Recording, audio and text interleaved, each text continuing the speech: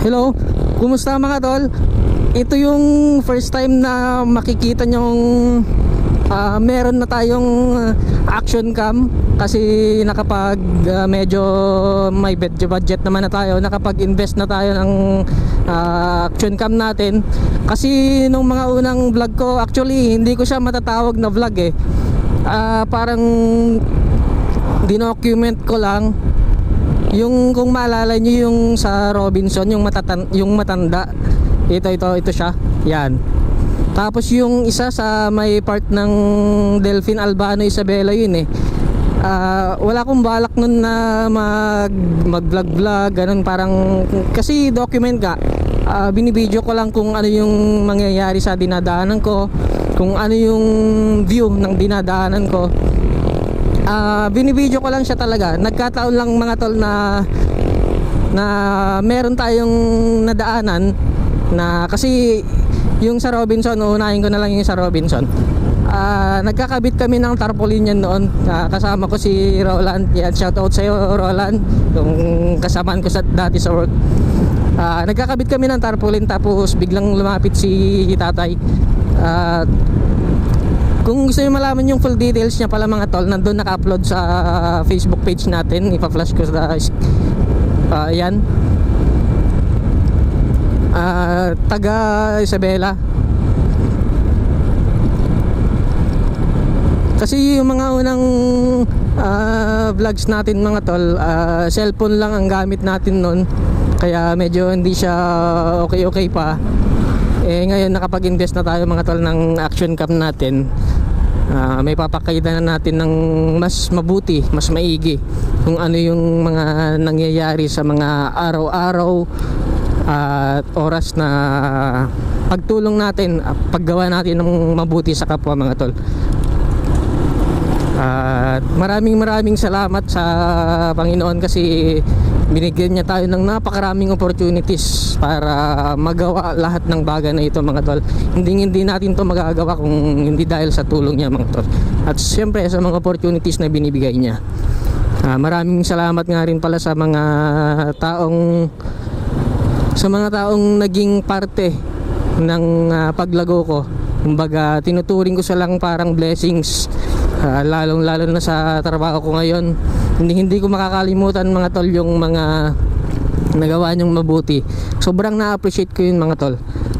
Kasi pagka kasi marunong ka mag-appreciate ng kahit yung mga kalit-litang bagay lang mga tol, mas dumadami kasi yung daloy ng blessing sa'yo eh.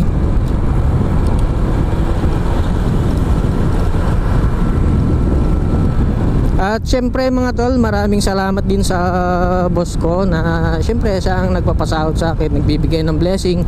Sana maraming blessing pa ang dumating sa atin boss. Pansit, sarap ng pansit oh. Kita tayo astig oh. Nakaubad pa. Ang init kasi mga tol sa Tugigaraw. Sobrang init. Gaya nito nag-gloves ako kasi kung hindi ka mag-gloves mga tol at saka hindi ka magja-jacket kahit sa oras na to, mag-aalas 5 na. Promise mga tol, hahapdi ang balat nyo. Ganun kainit dito sa Tugigaraw mga tol. At ngayong araw mga tol, saan nga ba tayo pupunta? Siyempre hindi natin makakalimutan magpasalamat kay Lord sa daming blessings na binibigay niya sa atin mga tol sa araw-araw. Sa mga learnings, sa mga opportunities pinagkakalob niya sa atin mga tol sa halos araw-araw. Pagkakamali natin, nakakakuha din tayo ng learnings dyan mga tol, at yun ay isang blessing din yan mga tol na galing sa kanya. Although lagi naman nating ginagawa mag-pray, pero iba pa rin talaga mga tol. Sa akin kasi mga tol, personally sa akin, iba kasi yung naibibigay sa akin ng pag-church compare dun sa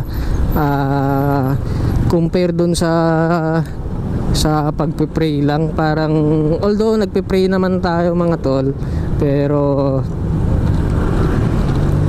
iba pa rin kasi mga tol yung sa church, yung nafe-feel mo talaga yung kung paano ka mag-worship kay Lord. Iba pa rin paglabas mo mga tol, iba parang may something na refresh sa'yo eh. Iba pa rin mga tol yung feelings talaga. Para sa akin tol para sa akin ganun yung nakakapag-refresh sa akin, kasi hindi naman natin masasabing lahat ng nakapaligid sa atin mga tol ay puro positive. Hindi ko naman sinasabing negative yung mga nakapaligid sa akin ngayon.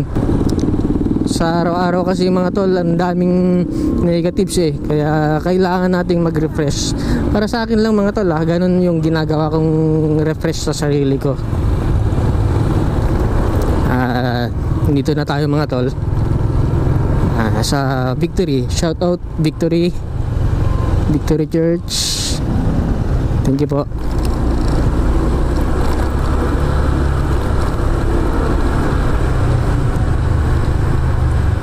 Doon na lang po sir, okay lang po. Doon na lang po sir. Sa likod? Meron po ba dyan sir? May space po ba dyan? Kuan mamaya congested. Okay, sige po, iikot ko lang po.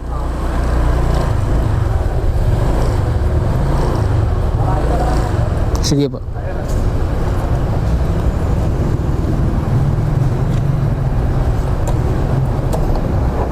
Alright, see you later mga tol. Church lang tayo.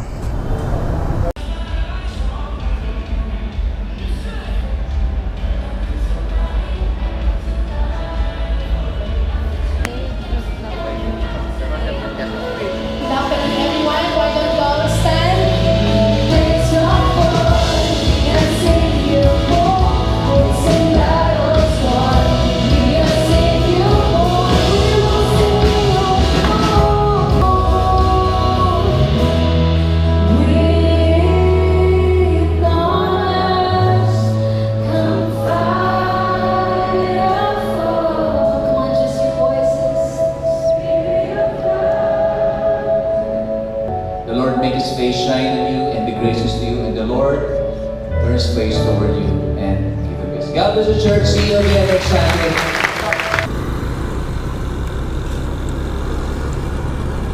So yun mga tol, ma-refresh na naman tayo. Bagong spirit, bagong isip, bagong blessings na naman ang ating i-receive ngayong coming week mga tol. Sobrang nakaka-refresh kasi sa akin yung ganong way ng free time ko para sa sarili ko.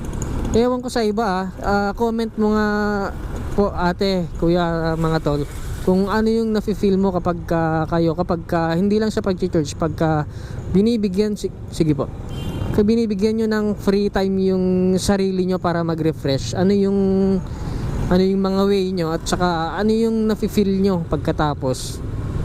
So para sa akin, ito yung isang way ko para mag-refresh sa sarili ko. So ayun nga, ready to receive na naman tayo ng mga blessings, opportunities at pagsubok mga tol.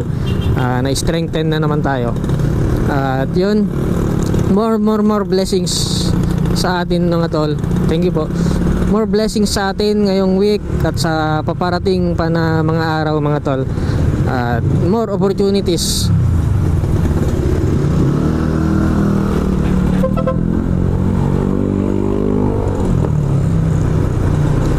Maraming salamat nga pala sa mga nagiging blessing, nagiging instrument sa akin para mag-grow mga tol.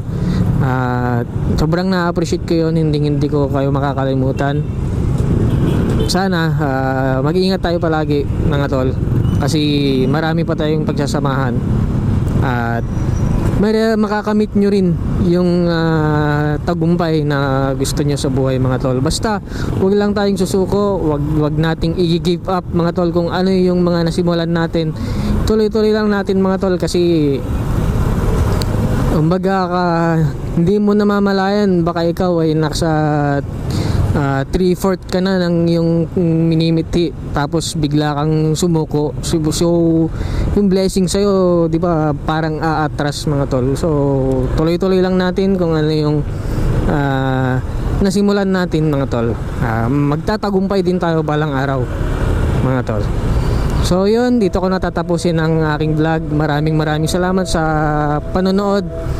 At lagi nating tatandaan mga tol, kahit anong makamit natin sa buhay, sa Diyos pa rin ang pinakapangunahing papuri mga tol, wag sa ating mga sarili. Yun lang mga tol, God bless. Mag-iingat tayo palagi.